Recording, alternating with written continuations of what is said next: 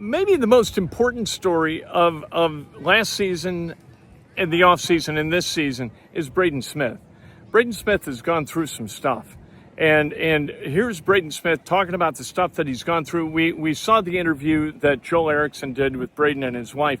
This really is revealing as I've seen him talking to us as a group. And I think it's wonderful that he's willing to share his story like this and then get out on the football field, hopefully kick some ass this year. Here's Braden Smith.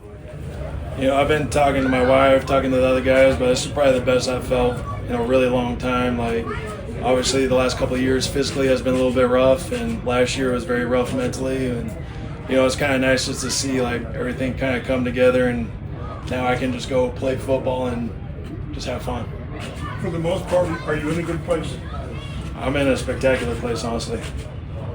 From what you've been through and whatever program you're on, I guess, or what?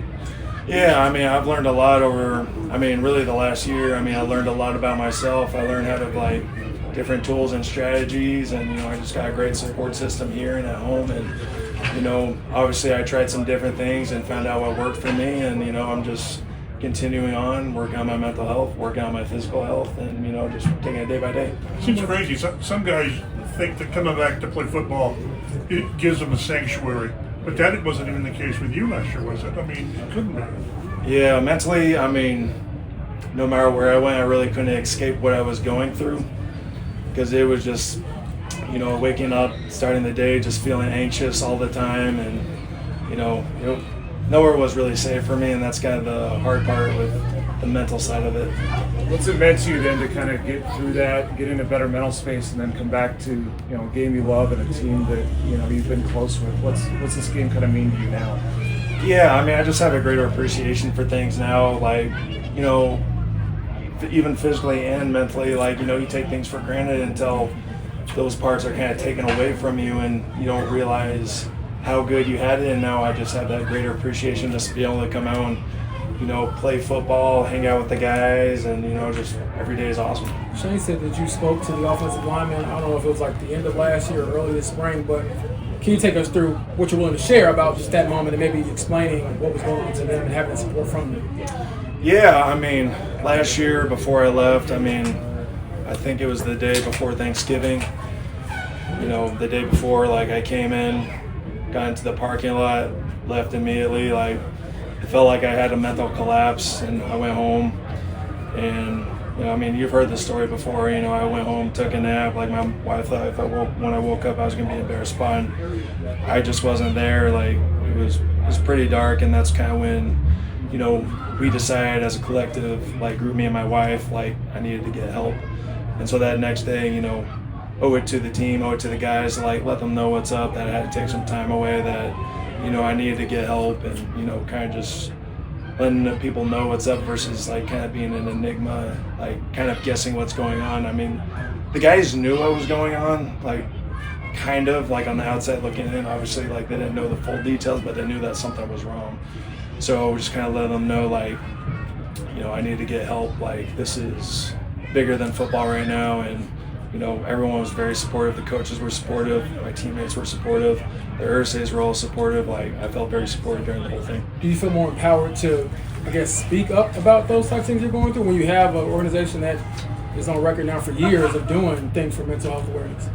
Yeah, I feel very open about talking about it, especially knowing how it felt going through those things. It's great that we do have a platform to talk about it, and, fortunately enough, the cause here is mental health and kicking the stigma. So I feel very emboldened to be able to talk about it, especially with me. The thing I was going through, it seems very taboo. You seem like you're kind of going crazy, and I know that other people are going through the same thing. So I want them to feel empowered hearing about my story, seeing that I came out the other side of it, and let them know that they're not going crazy, that this is very normal, that these things happen. So I'm very open to talk about even the worst details, because that's the only way we get through is to talk about it. Braden, there are two aspects to this.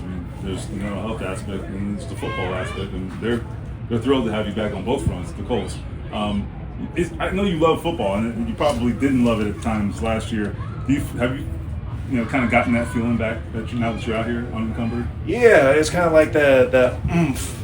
Like last year I was just kind of out there, like I was going through the motions, but I didn't feel like that. It's kind of like that edge that players have. Like I didn't have that last year. I didn't feel that last year. Like this year, like, instead of like obsessing over other things, like I can obsess about my craft and like, turn a negative into a positive, And, I'm like very keen on just like getting the details down. Like I feel that drive, like, like the edge I'm talking about. When you went through maybe I don't say the worst part was around Thanksgiving, and you had your personal well-being was most important. Did you ever think that this might not happen? Football, or it could have been high on your worry list. Yeah, I mean, it sounds kind of crappy, but I was just trying to be alive this year. Like I wasn't thinking about anything. Like I just wanted to find joy in life, and for a while there, it didn't feel like I was ever going to find that again. So I mean, just being out here is just a plus for me. How is your I relationship? don't know if this is getting too far ahead or not, but if you had any thoughts about how much longer you'd like to play, or what like your career can look like just going forward, or are you just really in the moment right now? Yeah, just day by day. Like tomorrow's not guaranteed, so I mean, just being grateful for what I'm given and make the most of it in the present moment. One more, James. Braden, how has your relationship with religion, Christianity, whatever, evolved to a healthier place than it was maybe this time last year? Yeah, I mean, it's kind of like anything. You got to find out what is healthy and what is not healthy, and it looks a little bit different for every person. Like a relationship with God doesn't have to look like a cookie cutter type of thing. Like it's different for everybody, and I have my different way to connect with God, and luckily that's the whole point, is just a relationship. And there's not boxes that I need to check off, there's not things that I need to do, and it's not perfect, but it's kind of allowed me to just give it all to Him and not worry about what else can happen, living by faith. All right, That's Braden Smith, and I think that the story of Braden Smith is, the dark days, it gets brighter. After you go through some darkness, if you do the right stuff and you work at it, the days can get brighter. And so hopelessness, that's not an option. You wake up with hope every day, and maybe that's the day you kind of turn it around. It happened for Braden Smith, and he wants you to know, as you heard, wants you to know it can happen for you too.